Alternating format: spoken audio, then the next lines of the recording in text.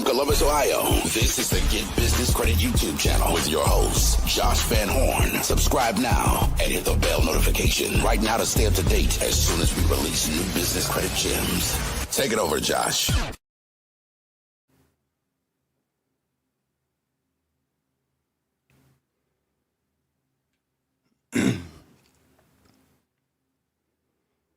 Just give a minute for everybody else to tune in. Can you guys hear me okay?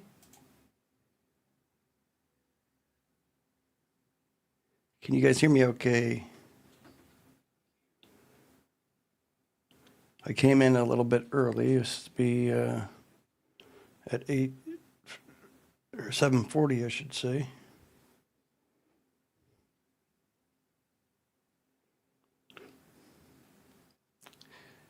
You guys, if you can hear me okay, put number 1 in the chat section, okay?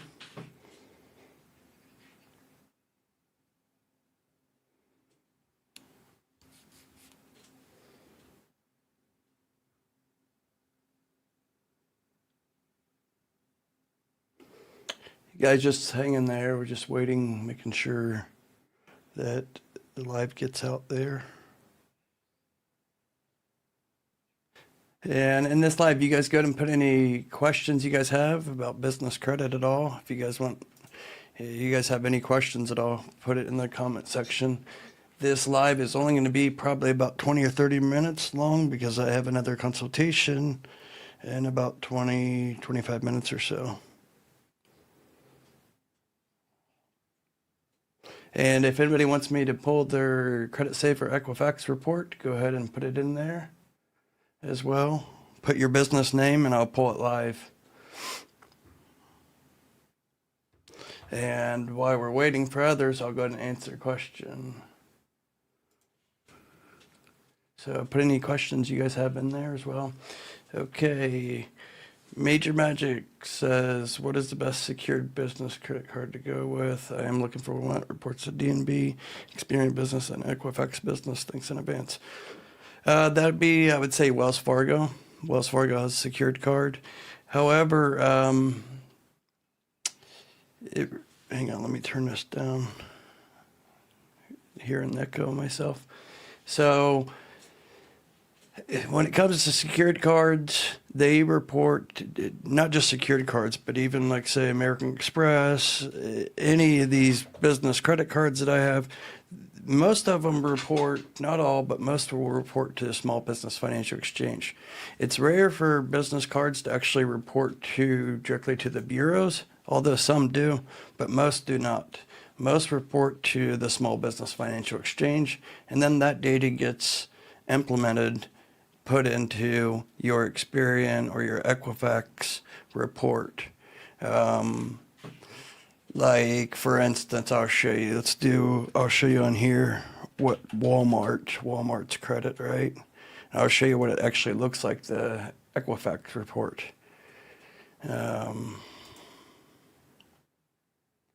So if I pulled Walmart's business credit, you're going to see here there's enhanced data. Then enhanced data is actually cards that's reported to Small Business Financial Exchange. So see how it says there is financial payment data and enhanced scores available on this report. So when I click that, you can see this is all Small Business Financial Exchange data from Equifax that Equifax implemented. You would think, though, like Walmart being so big that they don't have derogatory, but look, they have derogatory $1.8 million that Walmart owes. That's, it's pretty standard, though, for big businesses, But basically, to answer your question, I would say if you just want to get a business credit card that is secured, I would go with probably Wells Fargo. That's going to be probably your best bet. Now, keep in mind, though, that don't focus too much about like what's reporting to Dun & Bradstreet. Dun & Bradstreet is actually not that important. It's not even used by most underwriters to make any type of business credit decisions. What's more important is always going to be your Experian. Your Experian business credit is actually what most of these underwriters use, as well as the government and Small Business Financial Exchange, or not Small Business Financial Exchange, but SBA. So Experian's the only one that actually has a small business FICO score. So that's what's used when you're trying to get an SBA loan. So if you're trying to get an SBA loan or you're working towards that, then you need to focus on building up your Experian business credit. By far, it's most important. Now, it also is going to depend on what your goals are. So if your goal is to get, say, like one of my students in my mentorship, he got his whole goal for joining my one-on-one business credit mentorship was he wanted to get a fleet of 10 G-Wagons. And this happened like 7 or 8 months ago. Not when he joined. He joined about a year ago. But after about 3 or 4 months into the mentorship, we were able to get his business credit solid enough for him to be able to go right into Mercedes in LA and get approved a fleet line of credit with Ally. And he was able to get that no PG, 10 brand new G-Wagons, and he does that with a fleet, doing almost like Uber Black, but it's a different type of car service that he works with, like say American Express, executives, or like the Centurion Black, for instance. Like, you know, I have the Centurion Black card. If I'm flying somewhere, I can request to have like a G-Wagon pick me up at the airport, and it doesn't cost me anything. It's one of the perks, the concierge perks. So they subcontract that out to a third-party company, and that's what this guy actually does. And he works for this. He started the livery coach service, and that's why he got the 10 G-Wagons. But then he needed working capital as well to be able to pay his drivers. So like he has contracts with like Microsoft and just picking up different executives, you know, to and from Silicon Valley and LA, different places. So that's why he needed the 10 G-Wagons. He got those. After that, then he needed to get working capital. So then we got like, you know, got him gas cards, right? Covered for his drivers to cover the fuel, and those are typically 30 days to pay back. But then he used Corpay, got approved for Corpay, $100,000 on this. So then you can actually liquidate that and pull that off. So then you have working capital to be able to say pay payroll. So there's all different strategies, and that's what I do in my with my one-on-one business credit mentorship students. Everything is strategy based. So it's not like I'm just gonna have you go and apply for anything and everything. No, it's gonna be based on what your goals are, and I do that free phone consultation. That's where I determine if one, I can qualify you to join the mentorship. But if I do qualify you and you were to join, then that's when we start going over the strategies.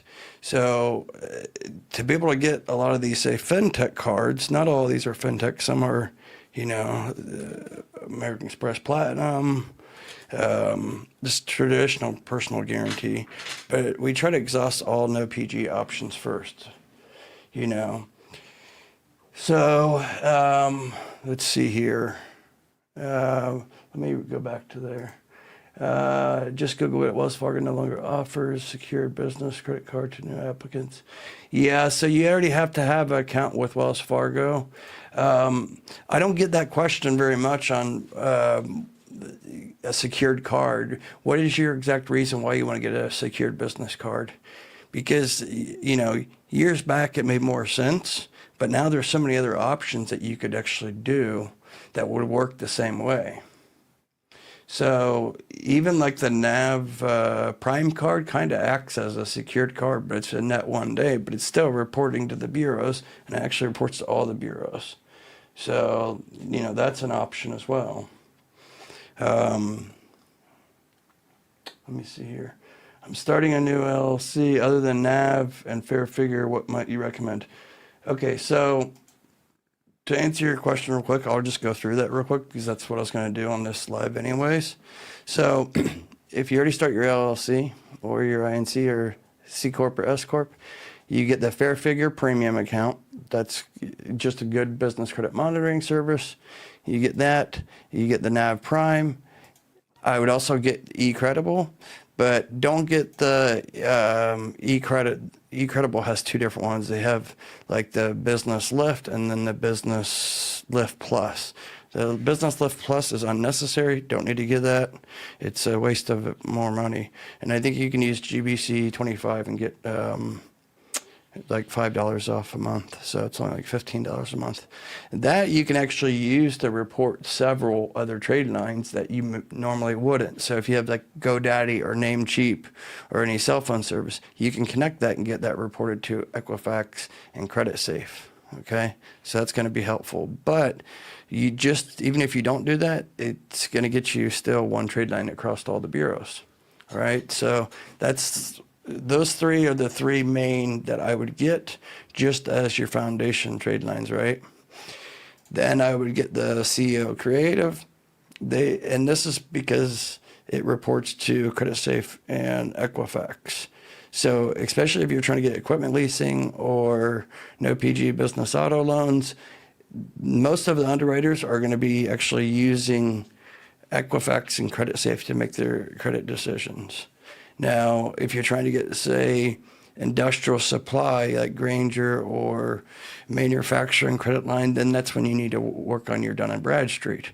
But if you get Fair Figure, NAV, and eCredible, those three alone will get you enough for the Paydex score, even though scores, most of you guys know I hate talking about scores because business credit scores really don't matter when it comes to funding. Like you could have anybody could start an LLC today, get NAV, Fair Figure, eCredible, and say Uline, right? And come back to me and say 90 days. You're going to have like an 80, 90 Paydex score, 80, 90 Experian Intel score, and probably close to about 600 on your Equifax. And then say on CreditSafe, you're probably going to have an enhanced score, which is like same as like the Paydex score, the Intel score. It goes from 0 to 100. In fact, I'll show you how they look at it. The red, it's no score. And then 1 to 20 is considered very high risk. And then 21 to 29 is high risk. And then moderate risk is 30 to 50. Low risk is 51 to 70. And very low risk is 71 to 100. So anywhere from 51 to 100 is good. But you're going to have that across the board. If you just get the NAV, Fair Figure, and eCredible, you're probably going to have a score somewhere around 60 to 65. You know, I'm not saying ignore scores altogether, but scores literally don't mean much because you can have near perfect business credit scores and then go try to apply for PG or no PG business credit lines and you'll still get denied. Scores are just something to look at, but don't put like all your efforts and thoughts into focusing just on scores. In fact, some of my biggest credit line approvals were when my scores were low. Like say like Divvy gave me 150,000. They don't give those high limits nowadays, but this was back in like 2020, 2021. But I only had I don't remember it exactly. You'd have to go back and look at the older videos, but I think I had like 8,000 or so, 8 or 10,000 or so in my business checking account at that time, and they gave me 150,000. You know, so nowadays they're not going to do that. They've tightened up, just like almost all the underwriters. But that being said, a lot of these fintechs will look a little bit at your business credit, but a lot of it comes down to your soft pull on your personal credit. Not all, but most will do that. But they want to see the account mix. So like this card, where's it at? Capital on Tap. Everybody wants to try to go apply for Capital on Tap. Capital on Tap is issued by WebBank. WebBank actually, what they're underwriting, you could have an 800 personal FICO score and soft pull on your personal credit. And you could have great business credit and they're going to look at your Experian, but you could still get denied because they want to see your business credit have a good account mix.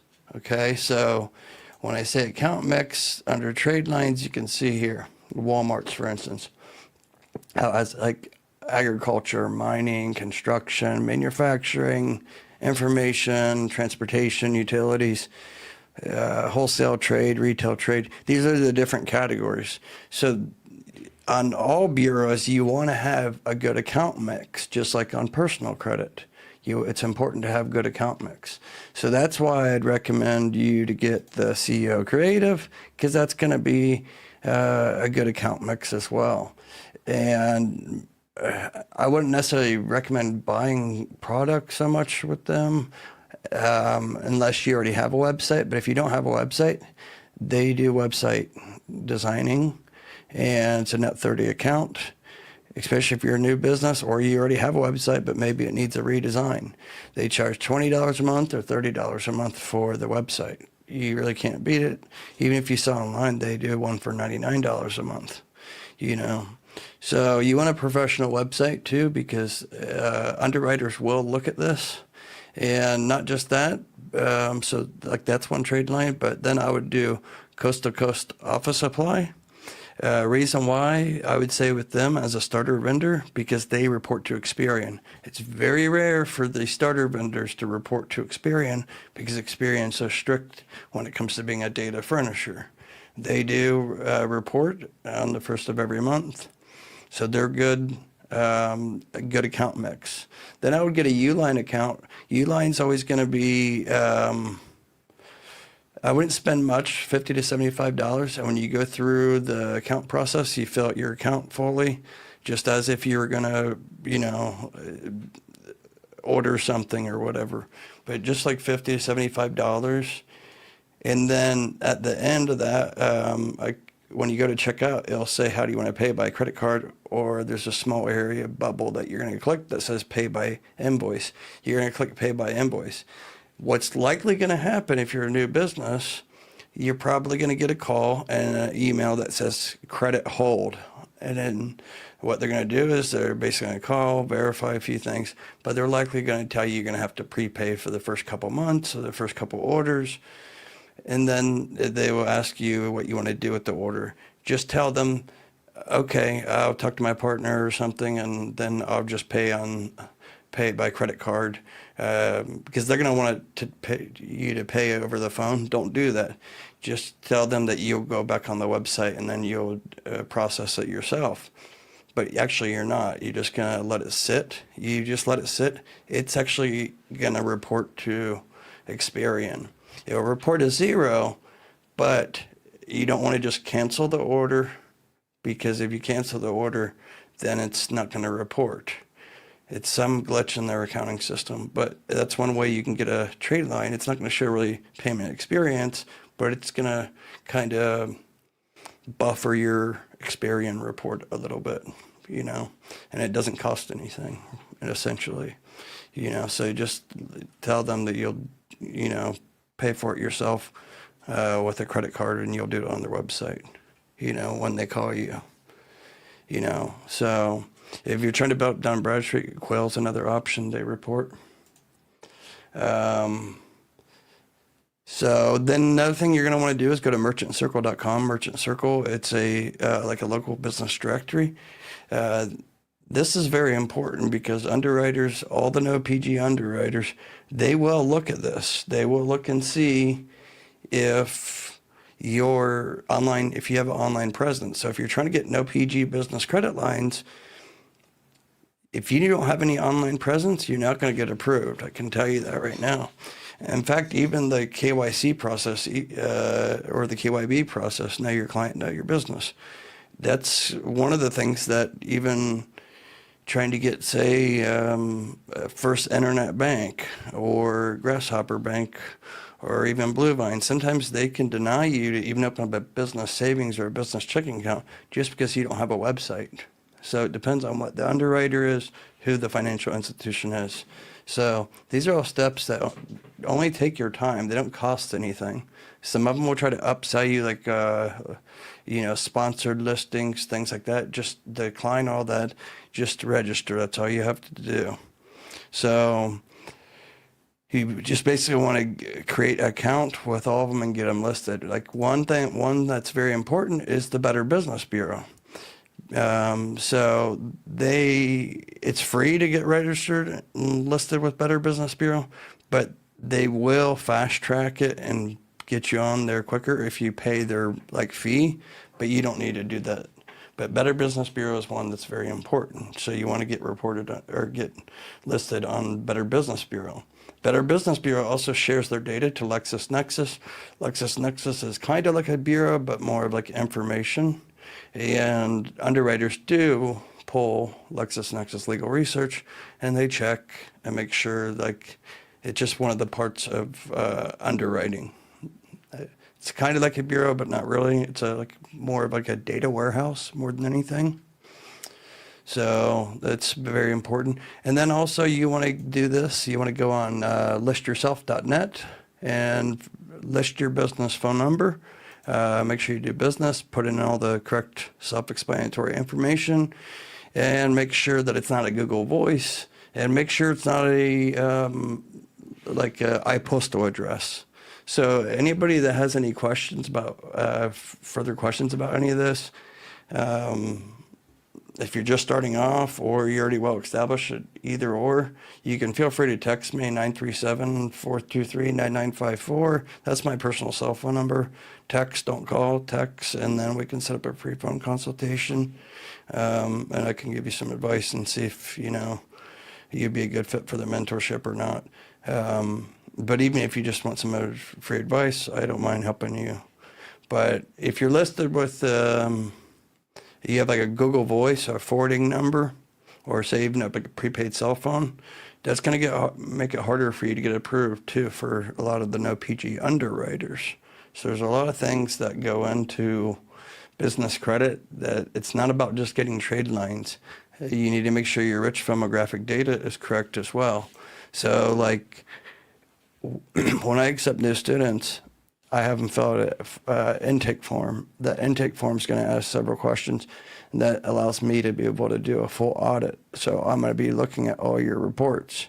So I'm going to look and see all this data, for instance, and your corporate record.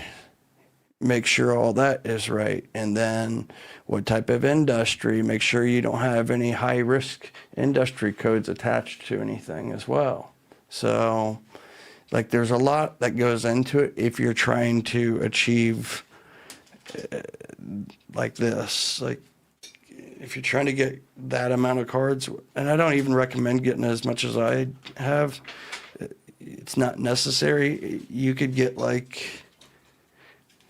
just get a stack of 20 or 30 cards and have them all be mainly no PG. That's better than going and getting as many as I have. I was the guinea pig, and I have 2 different businesses, so, but it also depends on what type of business that you're in and what type of business, what your goals are.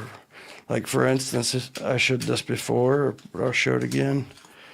A lot of people don't understand the power of gas cards, right? So let's see here, where's it at? So they have a lot of different cards. I'm trying to see where they have I had it pulled up earlier. Somewhere here it is.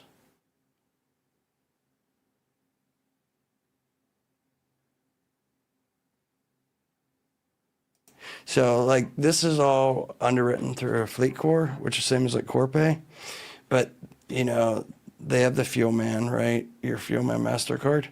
But you guys see how there's 2 different ones here, right? See how the one says multi and then the other says fleet? See? So you can actually they will issue always the Fleet card, right? If you get approved, Fleet MasterCard. But you can actually get that unlocked, so then you get the multi. Once you have the multi, you can use that for anything. And then you can actually liquidate it 100%. So if you have a $30,000 limit, you could actually pull off that $30,000, leverage it. And they have other cards as well, like the Speedway Super Fleet, which is now the 7-Eleven card, because Speedway got bought out by 7-Eleven, but same, multi and fleet. So the goal is just these cards alone, 60,000 right here. Just 60,000. It's only 2 cards actually, because they're attached to the same account, right? But that's 60,000. And then same with the BP. Okay, the BP, it's also underwritten by them. And the max limit for Fleet Core cards is 30,000, with the exception of the Core Pay. Core Pay, your limit can be as high as $300,000. One of my students actually just got a $125,000 approval. Mine's only like 54,000 or 56,000, but that's how I was able to buy a house, 3 houses back in like 2021 or early 2023. I just liquidated these cards, used one or liquidated 2 to buy the properties, and then when it came time for them to be due, I liquidated other cards by them. So I essentially used their own money to pay them back. And what's nice about Fleet Core cards is they all report to the Experian directly every month on the 1st or the 2nd of the month.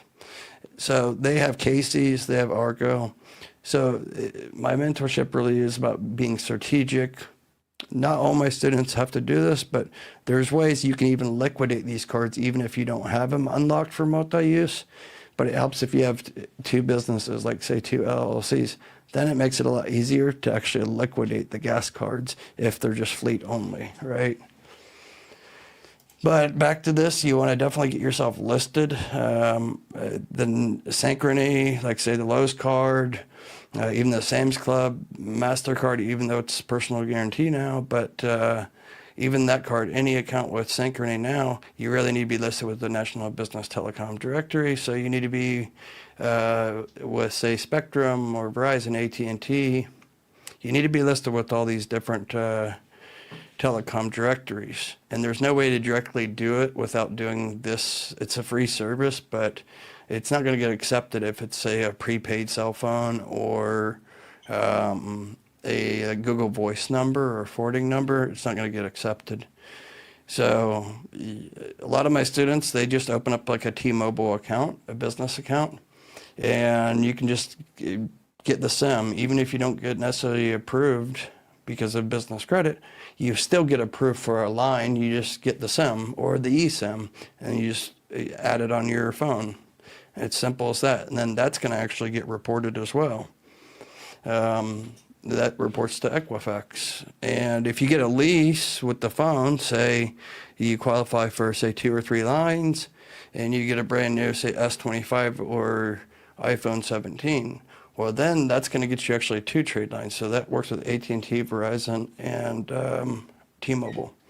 But they typically all report to Equifax, but they will report to Experian. If you have the lease, it will report to Experian. And I believe that's just AT&T and Verizon, not T-Mobile. But T-Mobile is probably the cheapest. So you want to do that. And then another thing is you want to do Google Local. So you want to get listed with Google Local regardless. So you just type in Google My Business.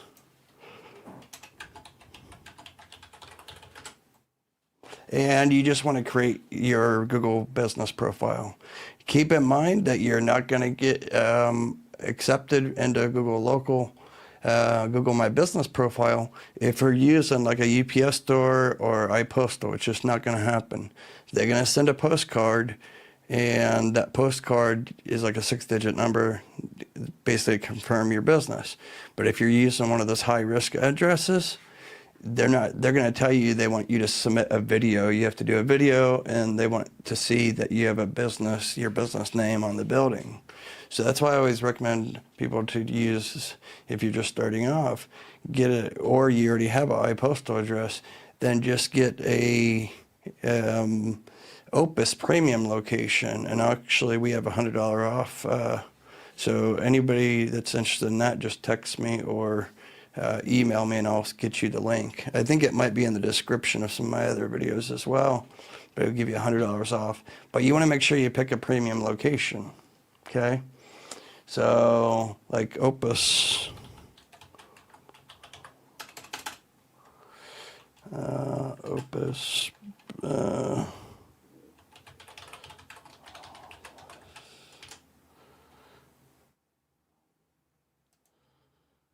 So just going to give you guys examples. Say it's going to be 43123. Let's just say where I grew up in Columbus. See what they have. And I'll give you guys a real life example of how I would look at these addresses. So they have, like, say, 2 addresses here, right? So what I would always do is copy the address, go into Google, put the address there, and then look and see what comes up.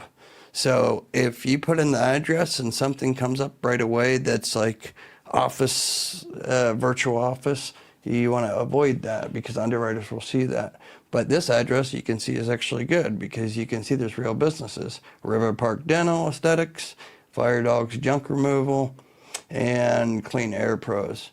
And I'm sure these two, the junk removal, is not in this office building. I mean, it doesn't look like it's a junk removal. So it's a business inside here that Opus works with that is doing, providing the mail service, right? Actually, you can see here, it's actually Brick House Blue Creative Workspaces Meeting Venues. So this would probably be okay. You just want to avoid the ones that are going to show right away, like you put in the address and it says, let's see about this one. I actually had a business registered at this location before, years back, because they have Regis there. But even Regis is not that great for a lot. But see what, this is a perfect example. See how the very first listing is virtual office? That's okay, but because it's a premium location, but I would still kind of avoid that. I much rather go with the Dublin one, which is like 10 minutes down the road, just because it's not showing virtual office.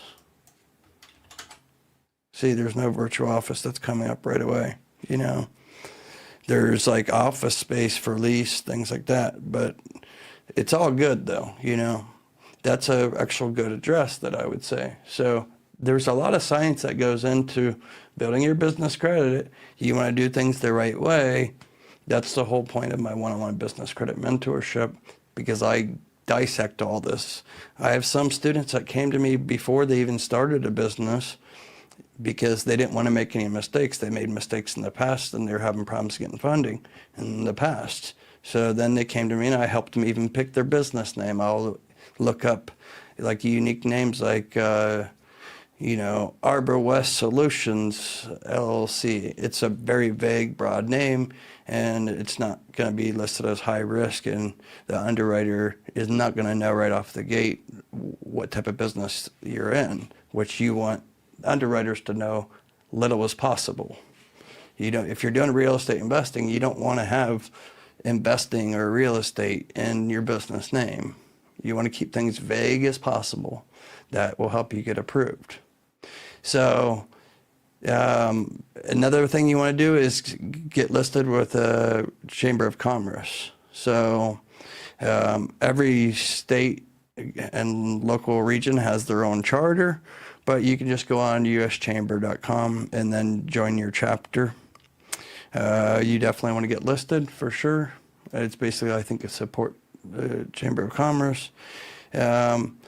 And you basically can just make it's either a small donation or even if it's $10, but you definitely want to get a membership. And it's pretty self-explanatory how to get a membership, but you definitely want to get listed with Chamber of Commerce because it further shows that you're a legitimacy when it comes down to being credible to these no PG underwriters. When it comes to the no personal guarantee underwriters, because it's all no PG, they give you, say, you know, say ramp, say they approve you for $50,000. What's to stop you from taking $50,000 out and then closing your business bank account? They have no recourse. So of course, when they're doing their underwriting, they want to make sure that they're not taking on that much risk. And how you can mitigate that is by doing these steps. These steps are free. It doesn't cost anything to make yourself look 10 times bigger than you are and make yourself look very credible, you know. You should do this regardless of trying to get business credit or not, because all these things will help you even with Google SEO, your website ranking, if you're in a service business, whatever it may be, you know. But I would definitely get CEO Creative and Coast to Coast. So what that's going to do, besides having Nav and eCredible and Fair Figure, that right there is going to get you 1, 2, 3. Well, it depends, because Fair Figure actually has 2 different types of trade lines too. If you get approved for their card funding, the Fair Figure Lift, then that could be potentially 2 trade lines reported. Yeah, Nav has the Nav and Nav Prime card. So if you get basically a net 1-day card, that's reported too as 2 trade lines. So just between these 3, you could have 5 trade lines reporting. But let's just assume that you don't qualify for that, because even like Nav Prime card, if you're in California, it's not allowed. Like, you can only get the Nav Prime monitoring account, which still is 1 trade line. But let's just say that's 3 trade lines. Then you have trade line reporting, CEO Creative. They handle your website or whatever. Or you can get T-shirts. They have custom T-shirts.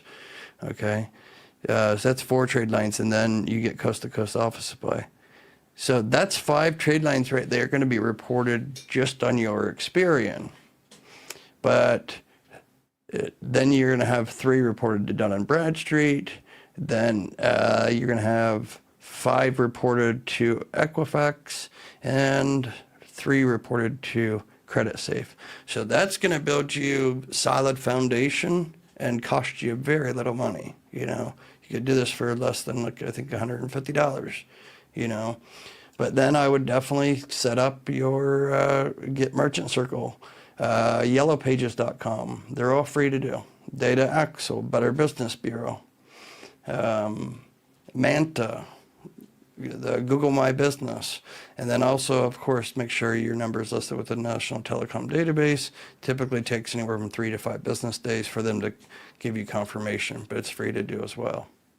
So that, in a nutshell, will get you a good solid foundation. But let me go through the questions real quick, because I have to get off here. But just real quick, you guys, here's some of the fintechs. There's Ramp, there's Expensify, there's Revenued, there's PEX. Actually, Magic, or Major Magic, this is one you could actually do. You asked about a prepaid card or a secured card. PEX offers where if you don't qualify for their expense card, it's up to $2 million they approve, and you get 1% cash back. But the PEX on a budget, this one is actually like a secured card. Okay, so that's an option. And then you have the Corpay card. And then you have the Flex One. And this, you can actually get up to like 60 days to pay. Then you got Divvy. Then there's the Float card. These are all fintechs. Then you have Bro. Then there's Finally. A lot of my students recently getting approved from anywhere from like 1,000 up to, I think one was like 35,000, 36,000. Then Jeeves, that's... Also, I would get A to B if you're trying to get something. I would try to get A to B as well. So here's the Jeeves card. So they stopped offering credit lines like 2 years ago, but now they offer them again. So this is another fintech, and they actually give higher than normal limits. And then there's FinFair as well. So FinFair is another one. And then there's a fairly new one. It's called Rippling. And then there's ClearCard. So here's like 10 fintechs right there, and they will give you limits anywhere from a couple thousand, and it could be as high as like 250,000. Depends on so many different factors. But none of these are going to approve you. Also, like the Parker card, but it's built for e-commerce in particular. And then there's also like Toolbox as well. And I'm not even mentioning all, there's tons of them out there, but those are all the main ones. Expensify is going to be your easiest one. They look just strictly at your business bank account balance, not so much time in business. But there's all this really is like a science. That's why people choose to join my mentorship, but I don't accept everybody. So you're going to have to just text me, 937-423-9954. I'm in the Philippines, so it's only 9 o'clock right now, 9:20 right now. And I actually have to get off here in a minute because I had a consultation like 15 minutes ago. But text me, and then I can go over everything with you and see if you'd be a good fit or not. But really, if you don't want to make any mistakes, then the mentorship probably is your best bet. I have a client portal, and then like this is like what's inside. I would tell you exact tasks, what to do, but it is customized one by one based on your goals, your situation, and it's not just credit lines. I may tell you, hey, I need you to go get registered with the Better Business Bureau, or create a credit safe account. You know, it just depends on the audit. So you have to do the audit first, and that's the step one. You're going to fill this form out. It's just basic information. I don't ask for social security numbers, anything like that. It's just your business information. So then I can do the whole business, full business credit audit. And then I also pull LexisNexis legal research as well. And I'm looking at everything as a whole. And then based on that, then I'm going to give you 5 to 7 initial tasks to do in the client portal. And it should take you maybe anywhere from 30 minutes to an hour of your time per week doing the custom tasks that I assign for you, okay? So that way you're not going to make any mistakes, you know? So it's hard to get this much credit if you're just guessing, because there's a lot of like vendor trade lines out there you don't need. And half of them don't even report to any bureaus. They lost their data furnishing license, you know. So let me go through this real quick. You have a sole prop, and you're just trying to build up new credit, 4 years established, finding out LLCs. That LLCs. Yeah, a sole prop is like you're not going to get anything. It's 100%. A sole prop is 100% based on your personal credit period. You're not going to get, even if you have an EIN for your sole prop, it's still going to be based 100% on your personal credit period. Having an LLC separates that 100%. You know, sometimes you can have bad personal credit and still get some of these fintechs. Like you could get potentially 100,000 just with these cards alone, and you could have bad personal credit and still get approved as long as you have a strong Experian, a big, or your Experian business credit. You have a good account mix. So. Sorry guys, I have ADHD and Parkinson's disease, so sometimes I ramble a little too fast.